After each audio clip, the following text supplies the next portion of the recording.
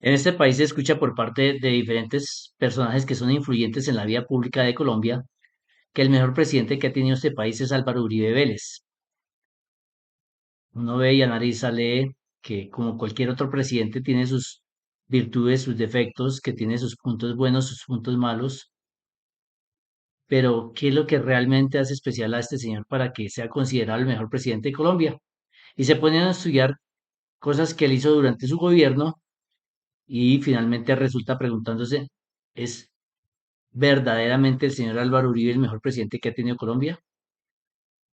Ve uno casos como, por ejemplo, que él quitó las garantías laborales de los trabajadores que menos dinero ganan en este país, quitó los recargos nocturnos, el porcentaje de los recargos nocturnos de domingos y festivos a la clase más pobre, a la clase que más trabaja y que menos gana en este país.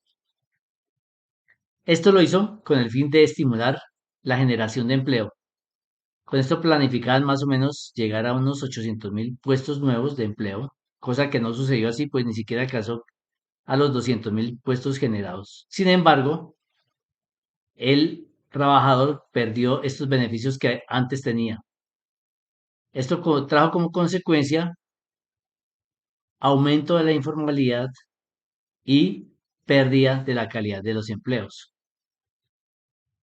Hoy, más de 20 años después, se están tratando de recuperar esas garantías que se perdieron en ese entonces. Y se está logrando esto, pero a plazos, porque se va a hacer a lo largo de varios años, ya que en esa oportunidad se quitó de un plumazo esas garantías, pero hoy se están tratando de volver a tenerlas en plazos. Sigue uno viendo y dice uno en varios de los casos que sucedieron importantes en estos gobiernos, en estos dos periodos presidenciales, que la gente que él nombró en cargos claves, gente de su total y absoluta confianza, lo traicionaron y le hicieron jugaditas por debajo de la mesa, de las cuales él se enteró muy tarde y se sintió traicionado. Otro de los ejemplos es que un presidente con el poder que él tenía en ese entonces, a él le gustaba enterarse de todo lo que sucedía y hacía sus famosos consejos comunales. En ellos, él tomaba nota de la problemática del país. En unos casos hubo solución de problemas, en otros no tanto.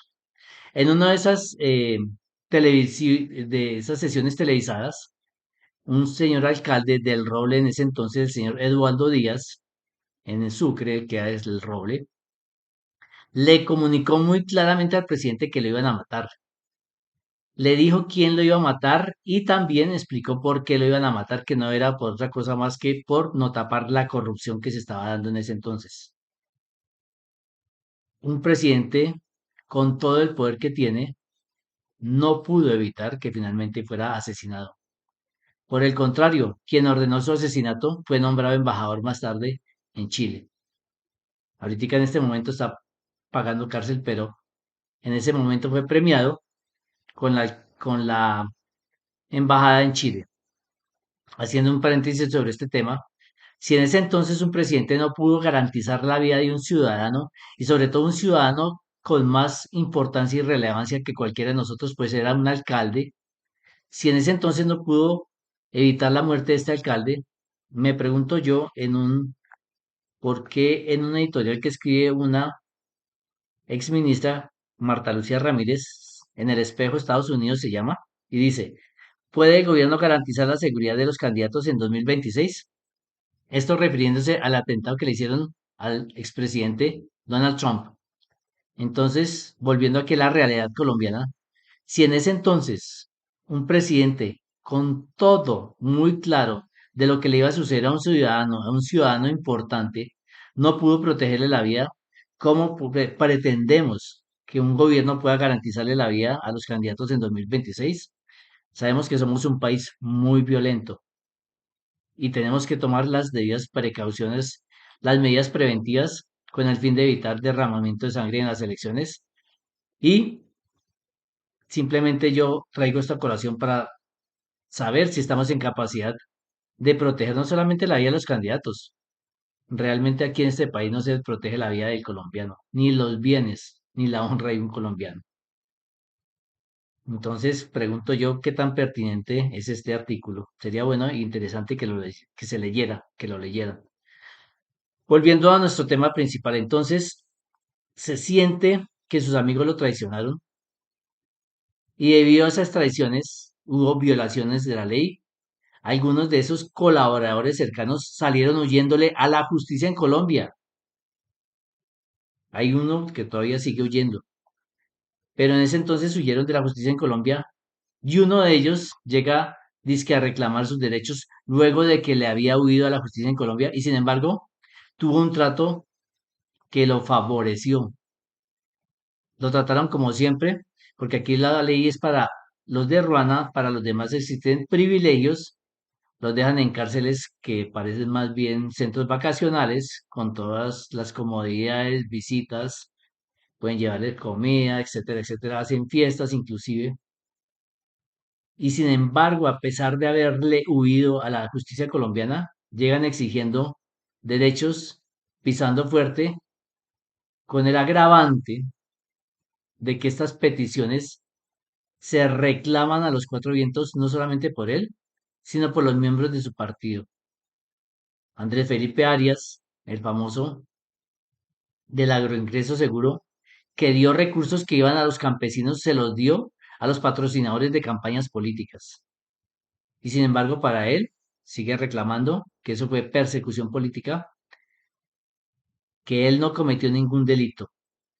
Y uno se pregunta si recursos que iban para los campesinos, ¿por qué terminaron en manos de poderosos, inclusive en manos de una reina de belleza que los devolvió ante el escándalo que vio que se le venía encima?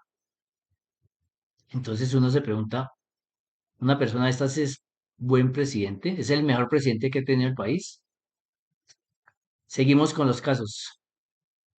Los parapolíticos existieron, y no solamente en ese gobierno, han existido siempre. Pero aquí hubo un agravante durante este periodo gubernamental y es que los paramilitares estuvieron en el Congreso. En ese entonces dieron discurso, hubo felicitaciones, aplausos, y en ese entonces no se escuchó la mayor voz de protesta por parte de quienes auspiciaron su vida al Congreso. Por parte de la oposición, hubo posiciones, valga la redundancia, claras, rechazando este acto. En ese entonces no se dijo nada, pero hoy en día que está la JEP tratando de conseguir de ellos la verdad, son unos bandidos, unos forajidos, unos violadores, asesinos, reclutadores de menores, la gente de la peor calaña que pueda existir en Colombia.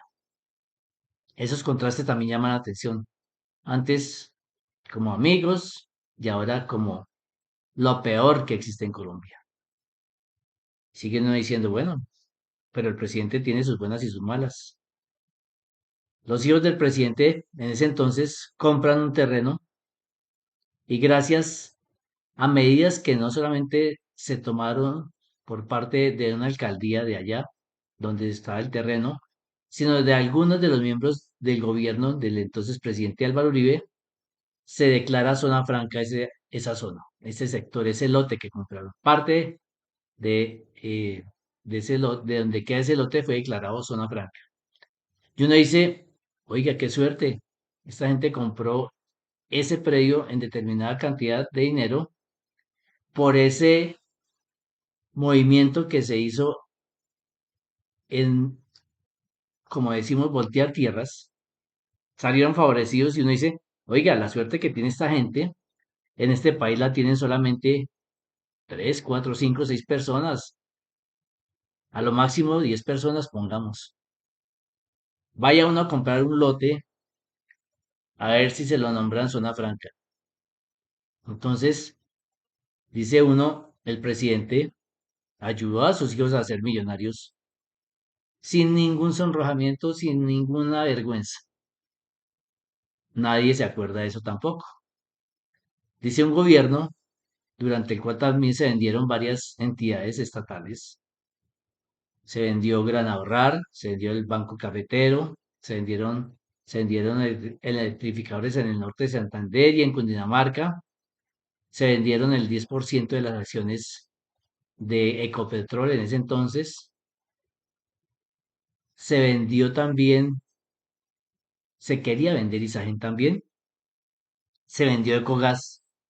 Y dice uno, oiga, y todos esos recursos que entraron porque fueron billones de pesos, ¿qué se hicieron? Si además ese gobierno se vio favorecido con los precios que en ese momento tenían los recursos naturales, como el petróleo y como el carbón, además de los recursos que le entraron por la venta de todas estas entidades más otras, dice uno, oye, ¿qué se hicieron esos recursos? Durante los periodos gubernamentales de Álvaro Uribe, la economía creció más o menos aproximadamente un 4.4%, similar a la de otros países de la región que no tuvieron que vender ni sus recursos naturales ni sus empresas para tener ese desempeño económico. Estuvimos por debajo inclusive de Brasil, de México y de Perú. Entonces dice uno, con un crecimiento regular, ¿qué se hicieron todos esos recursos? ¿A dónde fueron a parar?